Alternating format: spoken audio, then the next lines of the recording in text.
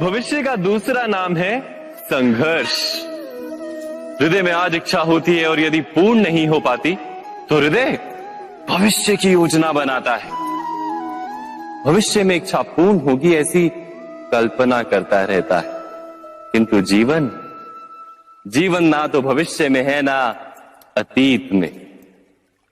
जीवन तो इस क्षण का नाम, अर्थात इस क्षण का अनुभव ही जीवन का अनुभव।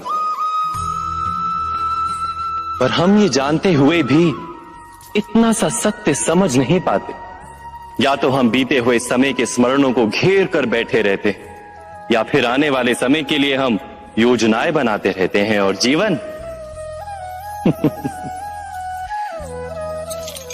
जीवन बीत जाता है। एक सत्य यदि हम हृदय में उतार लें कि ना हम भविष्य देख सकते हैं, ना ही भविष्य निर्मित कर सकते हैं, हम तो केवल धैर्य और साहस के साथ भविष्य को आलिंगन दे सकते हैं, स्वागत कर सकते हैं भविष्य का। तो क्या जीवन का हर पल जीवन से नहीं भर जाएगा? स्वयं विचार कीजिए।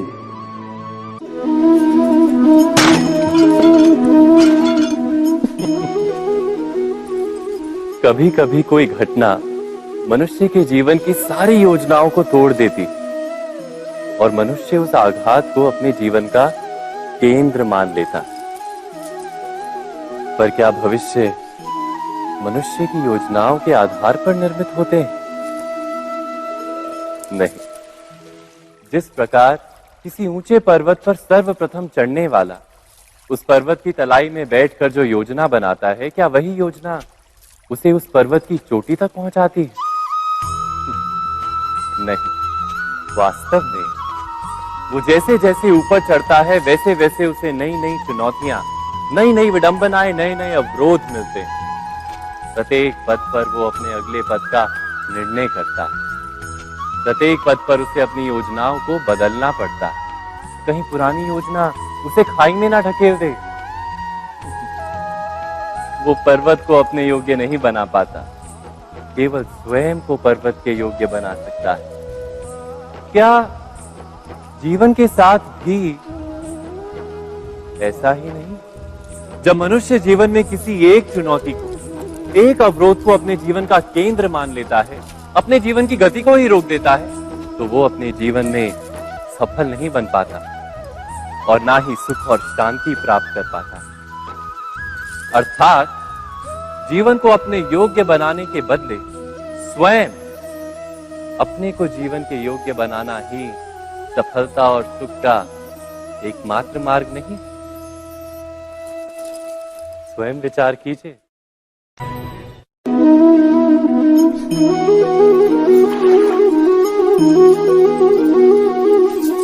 पिता सदा ही अपने संतान के सुख की कामना करते हैं, उनके भविष्य की चिंता करते रहते हैं। इसी कारणवश सदा ही अपने संतानों के भविष्य का मार्ग स्वयं निश्चित करने का प्रयत्न करते रहते हैं।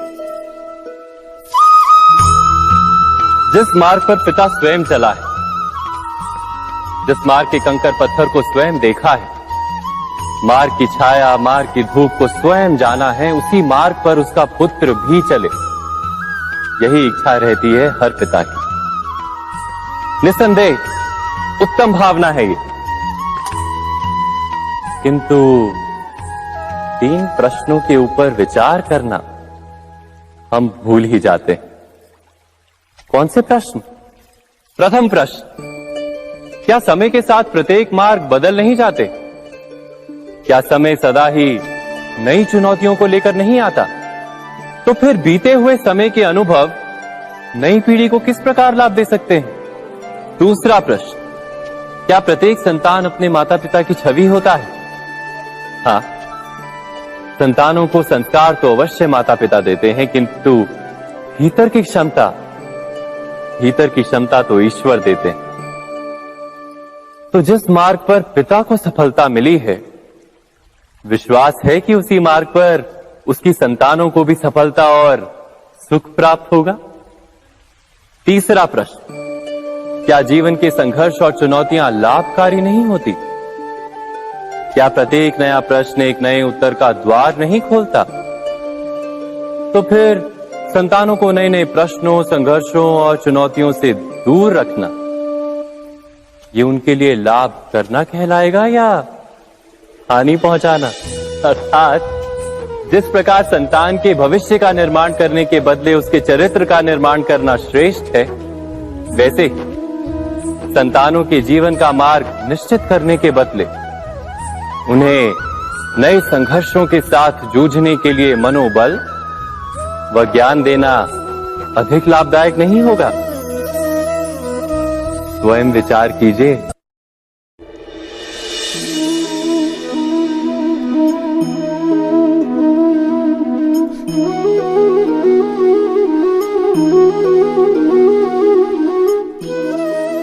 जीवन का हर क्षण निर्णय का क्षण होता है। प्रत्येक पद पर दूसरे पद के विषय में कोई निर्णय करना ही पड़ता है और निर्णय अपना प्रभाव छोड़ जाता है। आज किए गए निर्णय भविष्य में सुख अथवा दुख निर्मित करते हैं, ना केवल अपने लिए, अपने परिवार के लिए भी, आने वाली पीढ़ियों के लिए भी।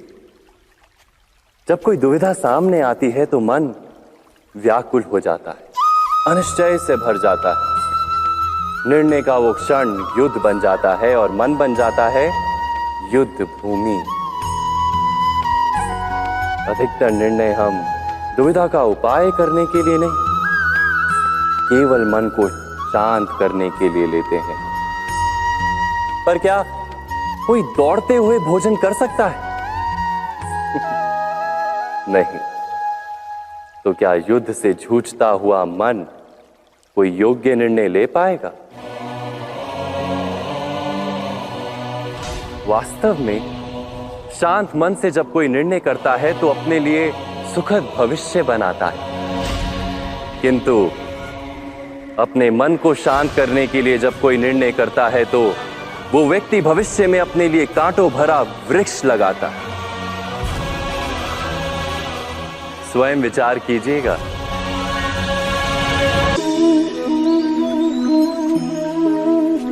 सबके जीवन में ऐसा प्रसंग अवश्य आता है कि सत्य कहने का निश्चय होता है हृदय में, किंतु मुख से सत्य निकल नहीं पाता। कोई भय मन को घेर लेता है। किसी घटना अथवा प्रसंग के बारे में बात करना या फिर स्वयं से कोई भूल हो जाए उसके बारे में कुछ बोलना, क्या ये सत्य है? नहीं, ये तो केवल तथ्य है। अर्थात जैसा हुआ था वैसा केवल बोल देना सामान्य सी बात है। किंतु कभी कभी उस तथ्य को बोलते हुए भी भय लगता है। कदाचित किसी दूसरे की भावनाओं का विचार आता है मन, दूसरे को दुख होगा ये भय भी शब्दों को रोकता है। तो ये सत्य क्या है? क्या हमने कभी विचार किया है? जब भय रहते हुए भी कोई तथ्य बोलता है तो वो सत्य कहलाता है। वास्तव में सत्य कुछ और नहीं, केवल निर्भयता का दूसरा नाम है। और निर्भय होने का कोई समय नहीं होता, क्योंकि निर्भयता आत्मा का स्वभाव है। अर्थात क्या प्रत्येक क्षण सत्य बोलने का क्षण नहीं होता?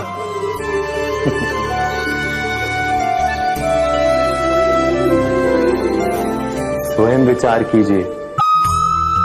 जीवन में आने वाले संघर्षों के लिए जब मनुष्य स्वयं को योग्य नहीं मानता, जब उसे अपने ही बल पर विश्वास नहीं रहता, तब वो सद्गुणों को त्याग कर दुर्गुणों को अपनाता है।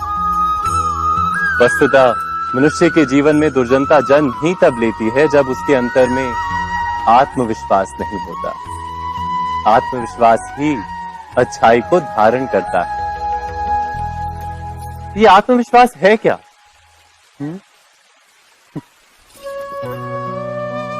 जब मनुष्य ये मानता है कि जीवन का संघर्ष उसे दुर्बल बनाता है, तो उसे अपने ऊपर विश्वास नहीं रहता। वो संघर्ष के पार जाने के बदले संघर्ष से छूटने के उपाय ढूंढने लगता है। किंतु जब वो ये समझता है कि ये संघर्ष उसे अधिक शक्तिशाली बनाते, ठीक जैसे व्यायाम करने से देह की शक्ति बढ़ती, तो प्रत्येक संघर्ष के साथ उसका उत्साह बढ़ता है।